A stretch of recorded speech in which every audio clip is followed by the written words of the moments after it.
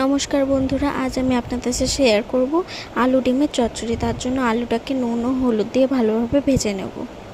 ভালোভাবে ভাজা হয়ে গেলে কড়াইয়ে তেল দিয়ে তার মধ্যে 5 ফোড়ন, 2টো শুকনো লঙ্কা দিয়ে কুচি করা পেঁয়াজ আর কুচি করা রসুন দিয়ে আর কুচি করা টমেটো দিয়ে ভালোভাবে কষিয়ে নেব।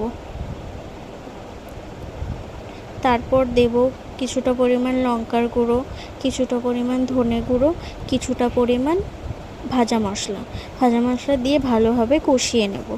ভালোভাবে কষানো হয়ে গেলে এবার দিয়ে দেবো আগে থেকে ভেজে রাখা আলুগুলো দিয়ে ভালোভাবে নাড়িয়ে নিয়ে তারপর দিয়ে দেবো কটা কাঁচা লঙ্কা দিয়ে ভালোভাবে নাড়িয়ে নিয়ে তারপর দিয়ে দেবো আগে থেকে ভেজে রাখা ডিমগুলো দিয়ে ভালোভাবে নাড়িয়ে নেব।